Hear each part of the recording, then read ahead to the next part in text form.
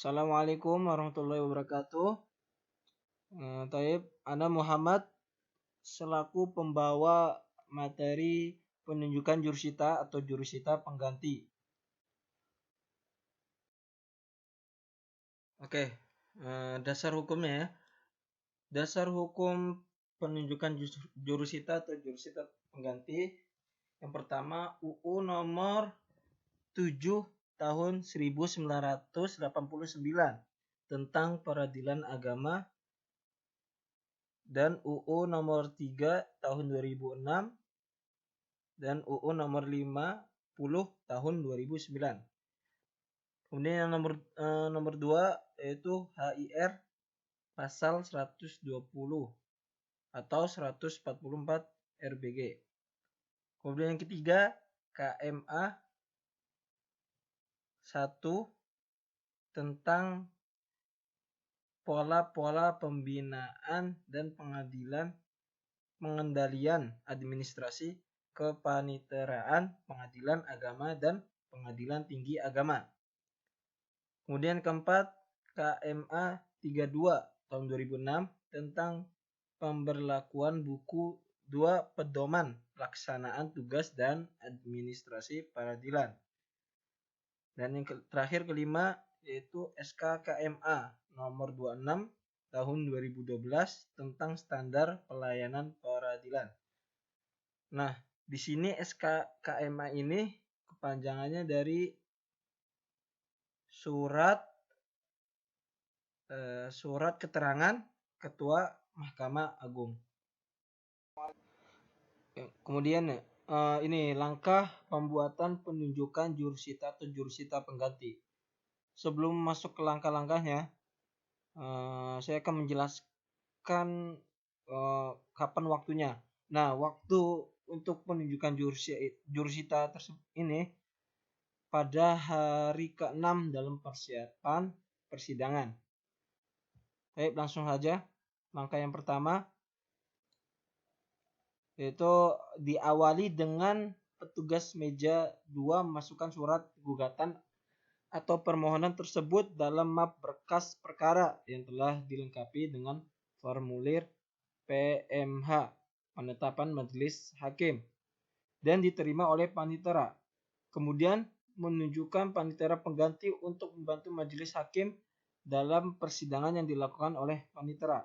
Dalam penetapan hari sidang, panitera muda perdata dalam waktu 3 hari kerja wajib menyerahkan berkas perkara yang dilampiri formulir penetapan hari sidang kepada ketua majelis atau hakim yang telah ditetapkan. Penetapan hari sidang pertama, penundaan persidangan beserta alasan penundaannya harus dicatat dalam buku register perkara dengan tertib, dan instrumen ini diisi dan ditandatangani oleh ketua majelis setelah menentukan hari sidang, kemudian menyerahkan kepada jurusita yang bersangkutan. Dan yang kedua, ketua pengadilan menunjuk jurusita atau jurusita pengganti untuk melaksanakan semua perintah yang diberikan oleh ketua atau hakim ketua majelis untuk menyampaikan pengumuman, pemanggilan para pihak, teguran-teguran, dan pemberitahuan putusan pengadilan menurut cara-cara berdasarkan ketentuan undang-undang. Dan yang ketiga, menginput data jurusita atau jurusita pengganti, tanggal penunjukannya pada aplikasi SIADPA Plus. Aplikasi ini bertujuan untuk mempermudah para tenaga teknis, hakim, panitera, dan jurusita dalam melaksanakan tugas dan fungsinya. Keberadaan SIADPA Plus diharapkan dapat menciptakan unifikasi data keperkaraan karena unit dapat segera masukkan data terbaru dalam perihal perkembangan dan perjalanan pemeriksaan suatu perkara di pengadilan. Kemudian mencetak dan menandatangani penunjukan jurusita atau jurusita pengganti dan memasukkan dalam bundel berkas perkara.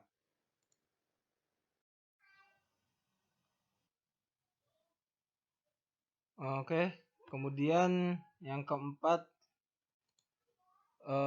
panitera muda, maksudnya ini melaksanakan administrasi perkara, mempersiapkan persidangan perkara, menyimpan berkas perkara yang masih berjalan, dan urusan lainnya yang berhubungan dengan masalah perkara perdata,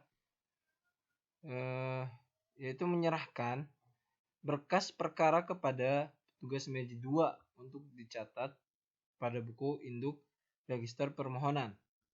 Kemudian yang kelima, tugas meja 2 menerima berkas perkara dari panitera untuk dicatat tanggal penetapan PMH, yaitu penetapan majelis hakim, dan paling lambatnya 2 hari kerja setelah pendaftaran perkara pada buku induk register. Selain itu, mencatat susunan majelis hakim, register, dan di atas sampul berkas, kemudian menyerahkan kepada majelis hakim yang telah ditunjuk oleh ketua atau wakil ketua. Setelah itu mencatat tanggal penetapan hari sidang, PHS, mencatat tanggal sidang pertama, dan penunjukan jurusita pengganti. Selanjutnya menyerahkan berkas pada panitera pengganti. Yang keenam, panitera pengganti menerima bundel berkas perkara dari petugas meja 2 untuk persiapan persidangan dan menyerahkan instrumen panggilan untuk jurusita atau jurusita pengganti. Dan yang ketujuh ini terakhir, kemudian jurusita atau jurusita pengganti menerima instrumen panggilan. Kemudian pembahasan kedua yaitu pemanggilan para pihak. Pemanggilan para pihak ini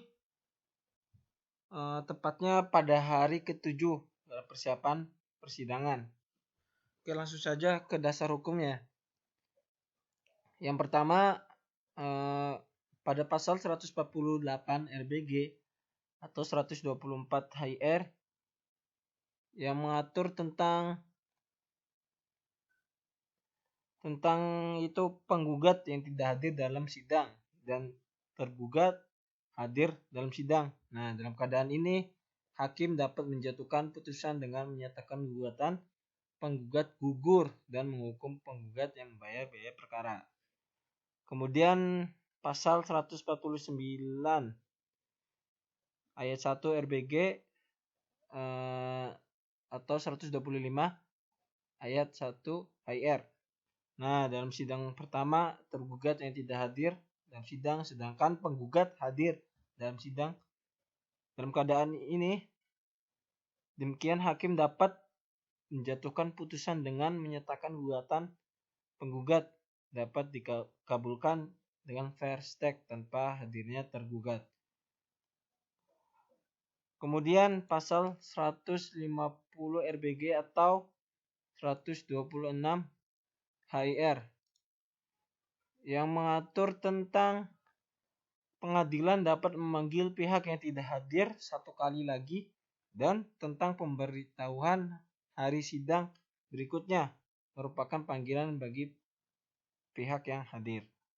Kemudian pasal 151 RBG atau 127 HIR mengatur tentang perintah untuk memanggil kembali tergugat yang tidak hadir dalam hal tergugat lebih dari satu orang dan di antara mereka ada yang hadir, dan tentang pemberitahuan hari sidang berikutnya merupakan panggilan bagi para pihak yang hadir.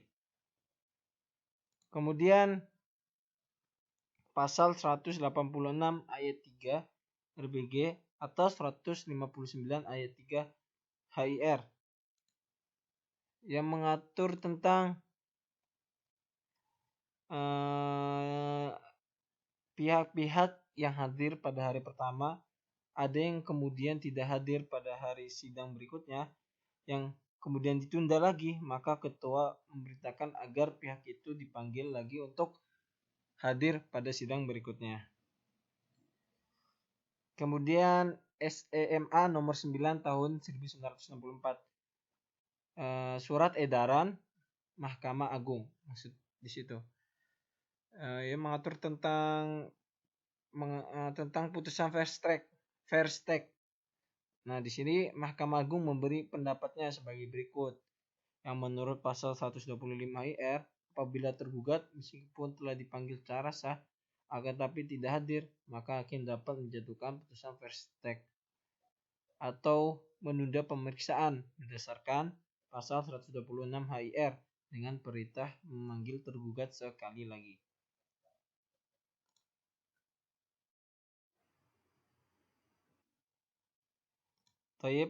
Pengertiannya. Pengertian pemanggilan sidang yang sah dan patut di dalam buku hukum acara perdata, Muhammad Yahya Harahap, sarjana hukum, mengatakan bahwa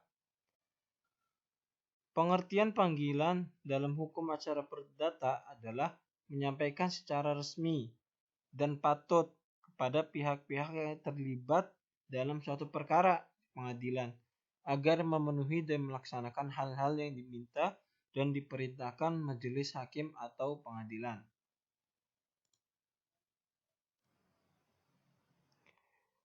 Kemudian tahap pemanggilan. Menurut 390 ayat 1, 2, dan 3 HIR yang berfungsi melakukan panggilan adalah jurusita dalam pasal yang berbunyi sebagai berikut.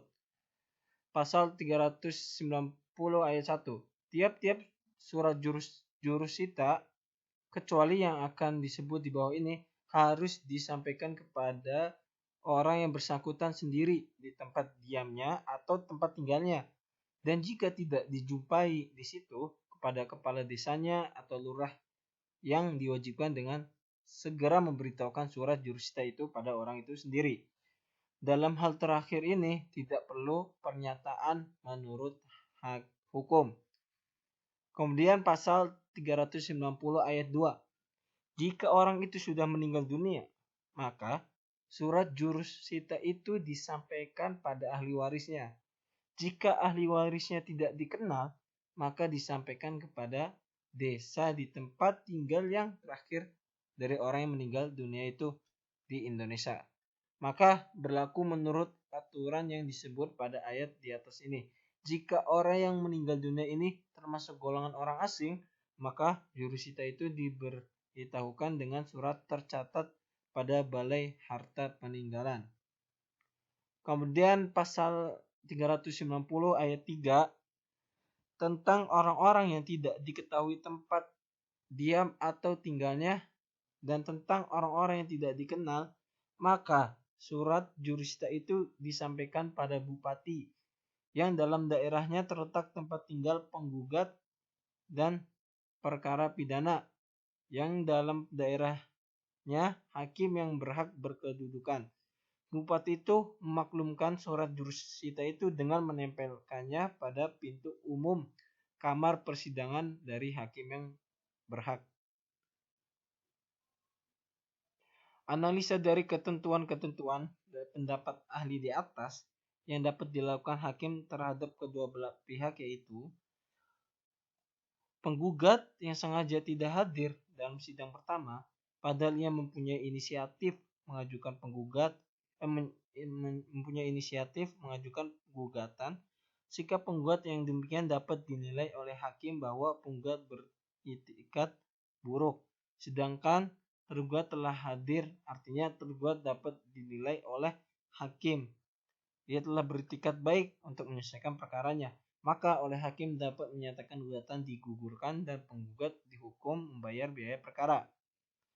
Kemudian tergugat yang sengaja tidak hadir dalam sidang pertama, padahal ia telah dipanggil secara sah dan patut, penggugat telah mengeluarkan biaya dan hadir di persidangan, oleh hakim tergugat dinilai beritikat buruk, maka oleh hakim dapat menyatakan gugatan penggugat dengan verstek tanpa hadirnya tergugat. Kemudian, setelah sidang pertama, apakah penggugat atau tergugat yang tidak hadir dalam persidangan, hakim jika perlu dapat menjelaskan sidang dengan memerintahkan memanggil kepada pihak yang tidak hadir. Jika tidak, dalam sidang pertama penggugat yang tidak hadir atau tergugat yang tidak hadir, hakim masih memberi kesempatan yang sama untuk memanggil lagi.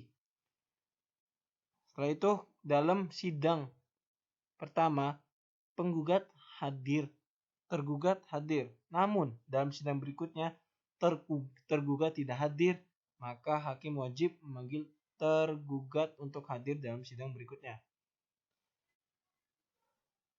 Terus tujuan adanya pasal 126 HIR ini adalah untuk memberikan kelonggaran bagi para pihak dan supaya hakim tidak tergesa-gesa dalam memberikan putusan. Dikarenakan adanya kemungkinan para pihak tidak datang karena ada halangan tertentu. Misalnya, salah satu pihak tersebut tidak mengetahui adanya panggilan tersebut. Namun, apabila setelah 2 kali persidangan dan tergugat tidak hadir juga setelah dipanggil dengan patut, maka mengacu pada peraturan perundang-undangan yang ada, seharusnya persidangan dapat dilanjutkan.